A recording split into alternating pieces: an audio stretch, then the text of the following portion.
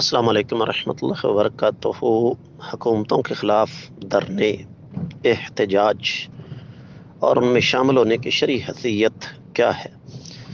گزارش یہ ہے کہ اس بارے میں شریعت کا موقف بالکل معتدل اور متوازن ہے۔ سب سے پہلی تو بات یہ ہے کہ شریعت اسلامیہ نے باقاعدہ طور پر ایک سلسلہ رکھا ہے۔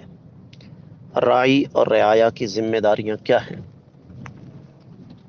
حاکم اور محکوم کی ذمہ داریاں کیا ہیں۔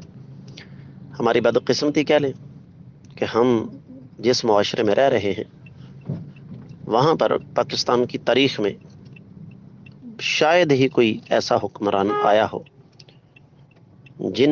جس کو اس بات کا احساس ہو کہ عوام الناس بھی انسان ہیں۔ یہ لوگ ہمیں بھیڑ بکریاں سمجھتے ہیں، بلکہ ان سے بھی بدتر سمجھتے ہیں۔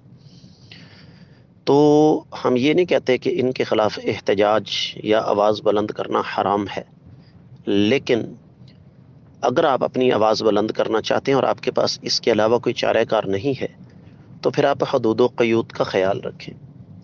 یہ جو توڑ پھوڑ، گراؤ جلاؤ اور راستے روک دینا اور لوگوں کا جینا حرام کر دینا، یہ احتجاج نہیں ہے۔ احتجاج کا اصل مطلب ہوتا ہے اپنی آواز کو بلند کرنا، اور اپنی آواز آپ مہذب انداز سے دوسروں کو تکلیف دیے بغیر بھی بلند کر سکتے ہیں۔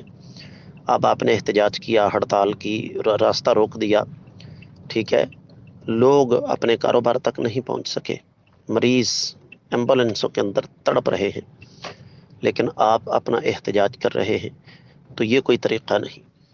اس لیے شرعی حدود و قیود کے اندر رہ کر اگر آپ کے پاس اس کے علاوہ کوئی اور چارہ کار نہیں ہے تو آپ احتجاج کر سکتے ہیں۔ امید ہے کہ انشاءاللہ آپ کو سمجھ آ گئی ہوگی۔ واللہ تعالی اعلم۔